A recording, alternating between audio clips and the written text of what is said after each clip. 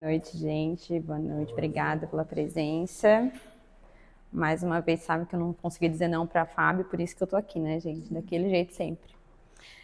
E hoje o tema que veio, a Fábio pediu pra gente trazer, era um tema sobre o livro Céu e Inferno. A gente tem falado sobre o Céu e Inferno esse ano, né, comemorando os 150 anos dessa obra. E ao longo desse ano a gente já teve várias palestras sobre o livro, e hoje vai ser mais uma falando sobre os espíritos felizes. Então é sobre o espírito de Van Durst, ou Durst, não sei como fala, e o tema é Eu Bem Que Sabia. Então, vai ser o relato sobre a história dele, né? É uma história de um espírito que chega, né, no plano espiritual.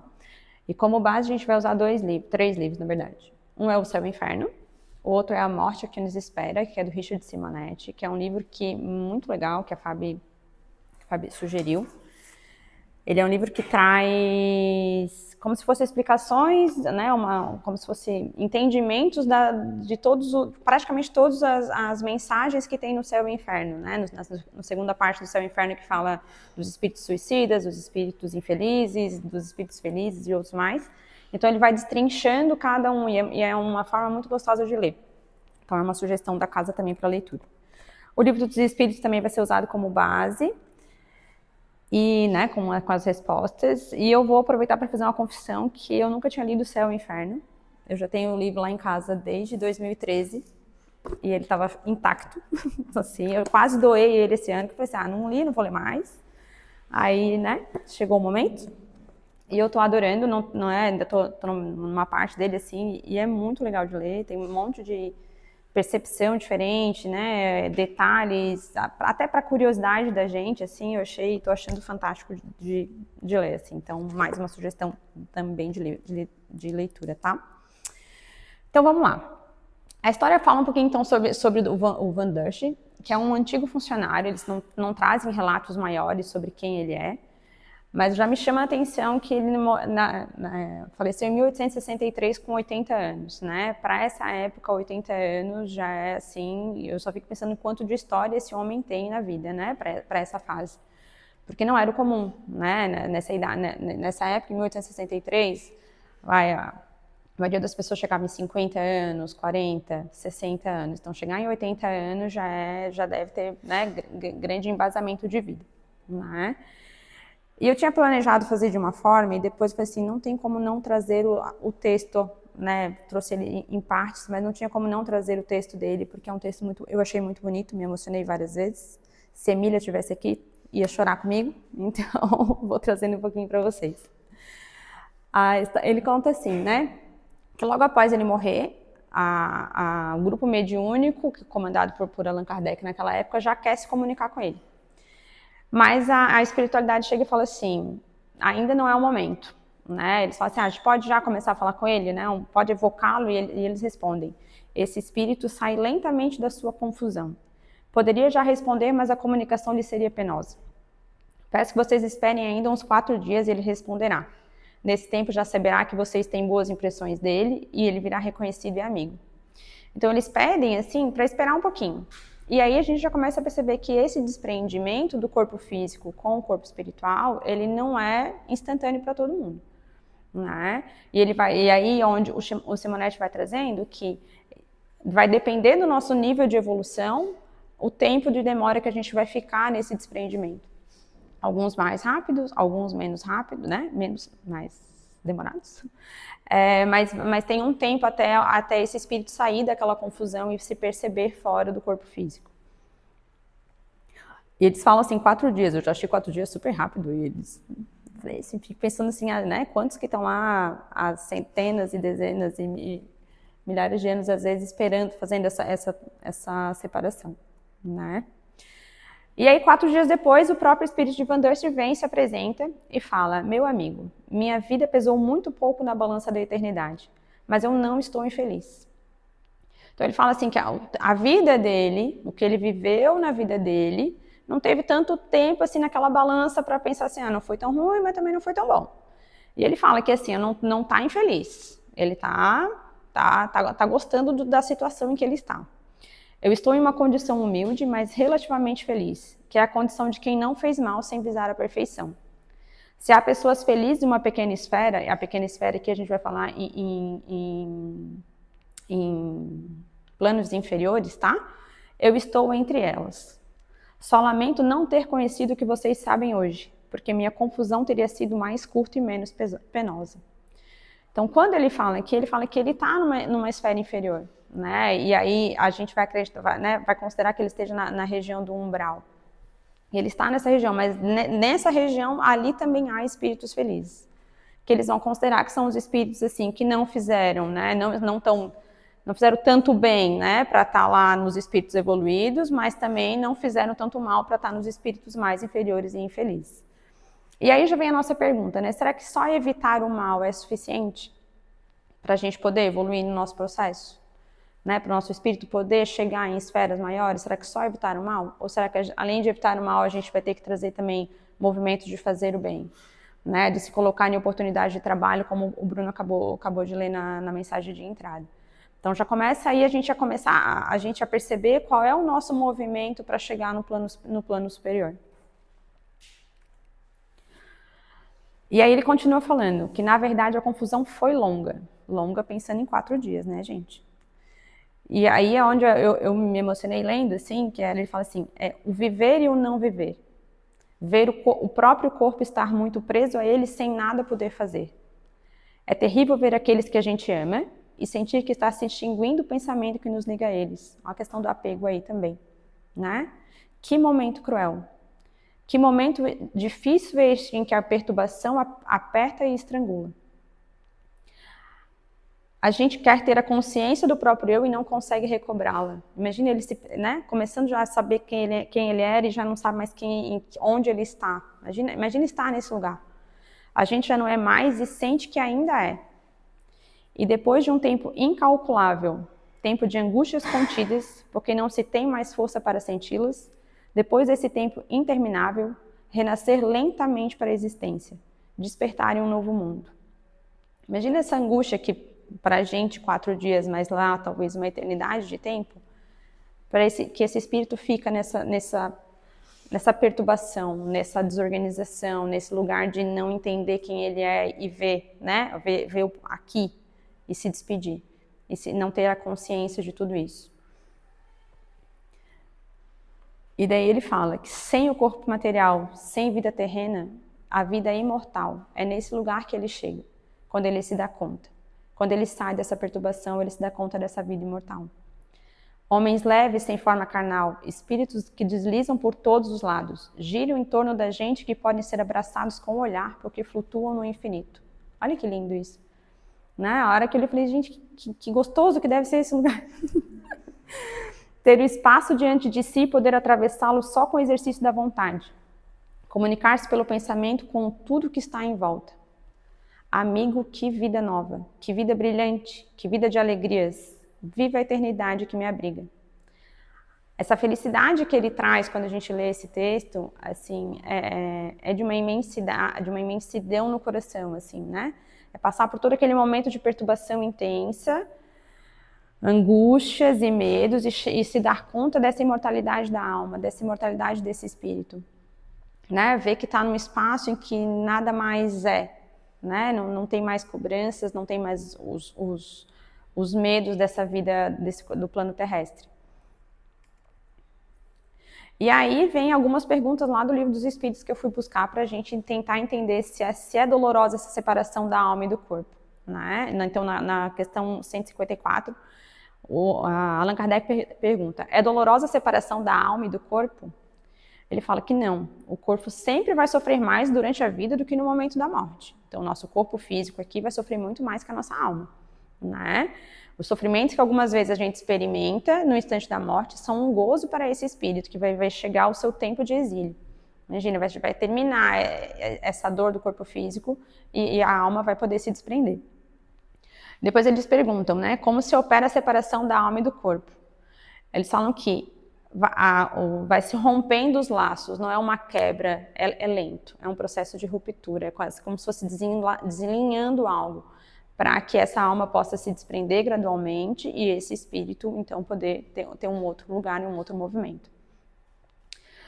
E aí depois, na 164, eles perguntam se a perturbação que se segue à separação da alma e do corpo é o mesmo grau e da mesma duração para todos os espíritos. E eles falam que não.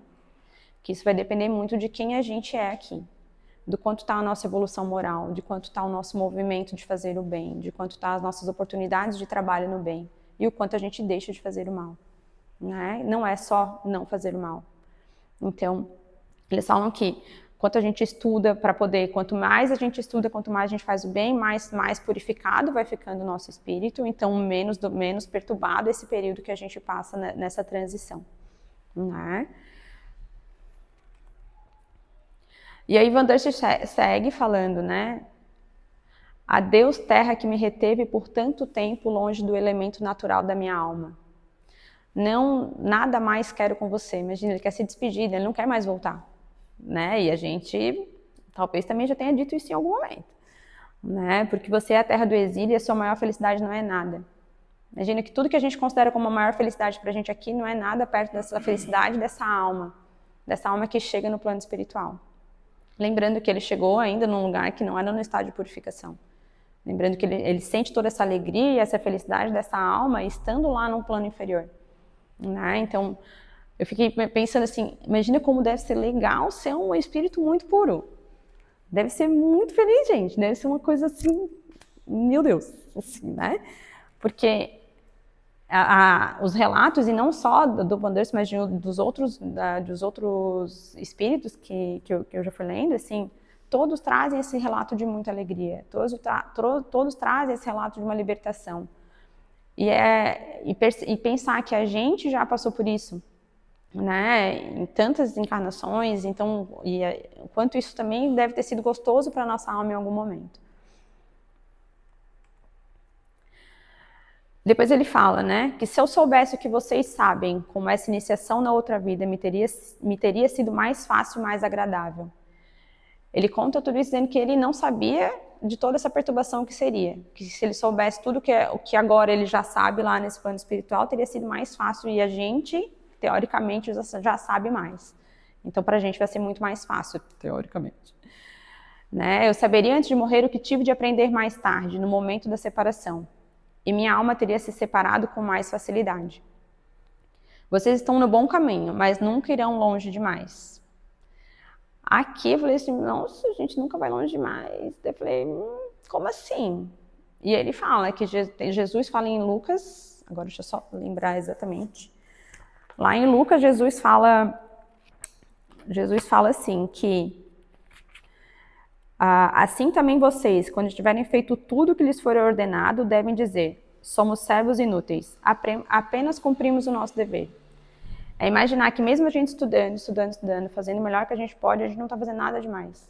A gente só está fazendo o que a gente tem que fazer, o que a nossa alma se propôs a fazer. Então, entender que todo esse movimento ele é pouco ainda para a gente conseguir chegar, né, no nosso objetivo final, né, no momento de uma grande misericórdia. Ele fala para dizer isso ao filho dele, né, convença-no para que ele creia e se instrua, e então chegar aqui que nós não nos separaremos. Né? Então ele ainda lá tem uma preocupação com o filho, para que o filho possa também chegar até ele, chegar nesse lugar, chegar nesse processo de evolução. Então olha também o momento do pai, né? O momento do quanto as nossas almas também se entrelaçam com os nossos laços de afeto, para que a gente também quer que todo mundo que esteja com a gente também cresça e evolua junto com a gente. Eu tô falando muito rápido, né, gente? Essas percepções, né, dessa perturbação, do quanto eles gostariam de saber, de tudo isso, são relatos comuns dos espíritos, tanto no livro No Céu e Inferno, quanto os grupos mediúnicos sempre falam. Muitas vezes eles falam que passaram por esse processo de perturbação.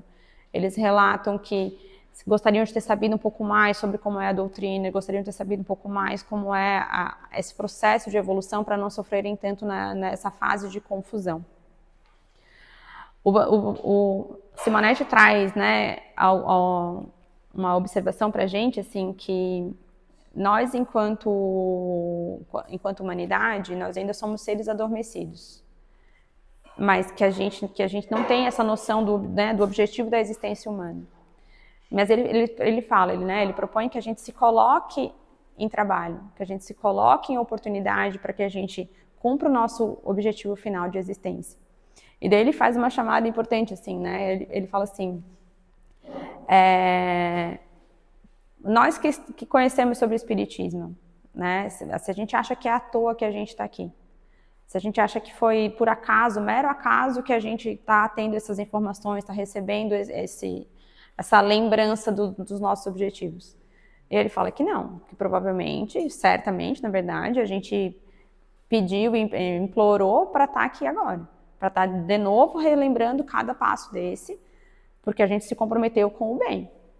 Né? Então ele traz isso, assim, né? A gente se comprometeu em chegar numa purificação. E se a gente está retomando isso agora, a gente também tem o dever de cumprir isso, né? De buscar, de não se perder nesse caminho. Né? Então ele fala, né, tomar consciência de que a gente já sabe por que a gente veio, para onde que a gente vai, qual é o nosso objetivo final. Então, que essa perturbação já deveria ser menor para a gente, porque a gente já vai ter essa informação, né, desse processo. Não que seja fácil, né? Mas ele fala isso já, né? Não que vai ser fácil para cada um de nós, mas que é para a gente ter menos medo por já saber. Né? E ele fala então para a gente, né, fazer o que nos compete a fim de que a morte não nos imponha penosas surpresas. Né? E eu lendo o livro, assim, né, eu sempre penso assim, que eu tenho um pouco de medo da morte, assim, eu tenho um pouco de medo dessa transição, desse chegar, desse acabar dessa vida, né? E lendo, eu fico pensando, tá, é bom, mas eu ainda tenho um apego muito grande com o que tem aqui.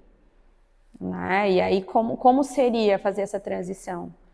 Né? E aí, vou buscar desapegar, não é tão simples, mas estudar, conhecer, se informar, né? Ter a certeza desse amor do Pai por nós, para que a gente possa fazer essa transição de uma melhor forma e entender que em algum momento tudo que está aqui a gente ainda vai reencontrar, né? Tudo que eu falo são pessoas, né?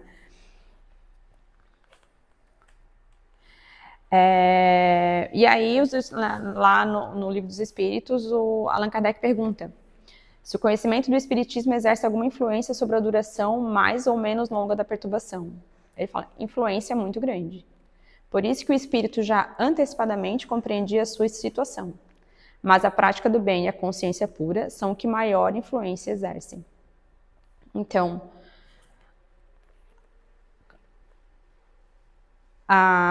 o nosso movimento de aprendizado lá do Evangelho sobre caridade, benevolência, paciência, que a gente leu agora há pouco, né? O fazer o bem, o ser um bom espírita, né? Tem um capítulo do Evangelho que é o bom espírita que eu acho sensacional, assim, dá pra gente entender que são pequenas coisas que às vezes a gente consegue colocar no nosso dia a dia, que vão fazer muita diferença na nossa evolução, vão fazer muita diferença no nosso processo de evolução espiritual. E que a gente vai ter que buscar. Vai ter que pedir ajuda, mas não vai poder deixar de fazer, porque a gente hoje já sabe, né? Eles falam que Deus nos enviou o Consolador prometido, né? E Ele nos trouxe a verdade. E o conhecimento dessa verdade vai implicar em compromisso com ela.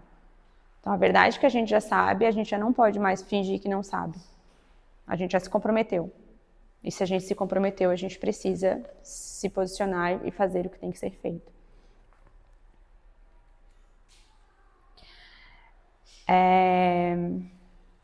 E no final, ele fala assim, né? Adeus a todos, meus amigos, adeus. Eu espero vocês. E durante o tempo que estiverem na Terra, eu virei com frequência me instruir com vocês. Porque eu ainda sei menos do que muitos de vocês.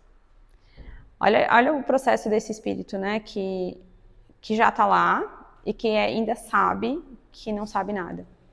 Perto da imensidão do que pode saber. E que se coloca na humildade de vir ainda aprender com os que estão aqui. Se coloca nesse processo de entendimento de que a vida não para e que ele vai precisar estudar ainda mais, conhecer ainda mais para chegar no processo de evolução que ele quer dos espíritos puros. Mas eu vou aprender rapidamente. aqui, porque eu já não tenho entraves que me atrapalhem e nem os problemas da idade, né? Lembrando que ele tinha 80 anos, né? Lá em 1863, imagina a debilidade desse espírito. E lá, né, nesse plano espiritual em que nada mais o atrapalha, em que até pelo pensamento se comunica, que pelos olhos se abraçam, ele não vai mais ter nada que dificulte o seu processo de aprendizado e evolução. Nem os problemas de idade que enfraquecem as minhas forças. Aqui se vive sem perder tempo com pormenores e se avança, porque se tem diante de si horizontes tão belos que se tem pressa de abraçá-los. Adeus, deixo-os a Deus. Quando eu li isso, eu li esse texto em vários momentos diferentes e cada vez eu sentia uma emoção diferente. Aqui eu falei, cara, isso é muito bonito. Né? Ele se despedir com uma humildade imensa que ele traz nesse processo e ver o quanto a vida lá não tem o dia a dia, não tem as picuinhas, não tem a dor, não tem a dor física, não tem a dor das tristezas, não tem a raiva, né? Vai ter um processo de evolução ali em que esse espírito vai estar muito livre. Isso deve ser fantástico. O quanto a gente está fazendo isso no nosso dia a dia. O quanto a gente está deixando os pormenores no nosso dia a dia tomarem conta da nossa vida. O quanto a gente está deixando o trânsito, às vezes, interferir no nosso processo de evolução, nos trazendo tanta raiva. O quanto a gente está deixando que as coisas do dia a dia, do trabalho, o colega de trabalho, o marido, o filho, enfim, né, tragam para a gente perturbações que nos impedem de crescer, de estudar, de evoluir para uma chegada num plano espiritual melhor. Será que a gente tem consciência do quanto a gente precisa ainda estudar, do quanto a gente precisa ainda olhar para o lado e ser mais humilde? E ter mais paciência com o colega, e ter mais paciência nas atividades do dia a dia, no trânsito? Será que a gente está pronto para esse processo de chegar lá e não passar só 4 dias no processo de perturbação? Né? Quem que a gente estaria hoje se a gente morresse hoje? Quantos dias a gente estaria apegado ainda no plano de matéria? Quanto tempo a gente levaria, será, para fazer essa separação do nosso corpo físico do nosso corpo espiritual? Né? Então a gente ainda tem tempo, eu espero que todos tenhamos bastante tempo ainda para estudar, para fazer o bem, para vir na casa espírita, para levar o conhecimento adiante, né? Para poder ser mais paciente, para poder ser mais caridoso, mais benevolente. Espero que todos nós tenhamos tempo, e falo por mim também, para que a gente possa seguir a verdade lá que o Consolador trouxe para a gente, né? O nosso bem maior. Quem que a gente quer? Aonde a gente quer chegar? Que tipo de espírito a gente quer chegar? Quantas encarnações mais a gente quer vir? Quantas vezes a gente vai pedir essa misericórdia para chegar aqui e ter o conhecimento que a gente já tem hoje? Então, a leitura tanto do Simonetti quanto do Céu e Inferno trazem para a gente experiências dessa espiritualidade que já passou. Né? Traz o lado de lá para a gente saber como é. E será que a gente está pronto para chegar no lugar legal igual eles? Ou será que a gente está pronto para entrar em espaços dos espíritos sofredores, dos espíritos infelizes? Né? O Evangelho é uma ferramenta que a gente tem gigantesca para a gente se trabalhar.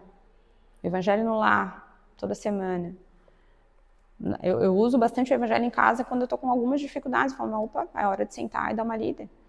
Pedir ajuda mesmo. E sempre vai vir uma palavra, sempre vai vir um movimento ali para a gente se organizar, para a gente melhorar o nosso corpo físico e para melhorar o nosso corpo espiritual. Então, qual é o nosso movimento para isso? Né? E a ideia, assim, né, de trazer ao longo desse ano as experiências pelo Céu e Inferno é justamente para a gente se dar conta do outro lado. e do quanto a gente, e lendo a gente vai vendo em que lugar que a gente está. Se a gente está mais perto de estado, perto dos espíritos felizes, que é onde eu quero chegar. Eu não sei vocês, mas é onde eu gostaria de chegar lá como um espírito feliz, né? Mas vou ter que fazer muitas coisas ainda. Muitas, eu não sei se vou ter tempo, né? Então, espero que todos vocês tenham esse tempo também, para que a perturbação seja pouco penosa, né? Provavelmente a gente vai passar por alguma, mas que seja cada vez menos tempo, que seja com mais fluidez, que seja com muito amor, né? Que a gente encontre do lado de lá os espíritos amigos que vão nos apoiar, que vão nos ajudar nesse processo, tá? E é com isso eu encerro o meu trabalho de hoje. Muito obrigada a todos, que a gente saiba, agora a gente já sabe, né? O que que tem lá e o quanto, se a gente está fazendo bem, a gente já chega de um lado lá de uma forma melhor. Obrigada.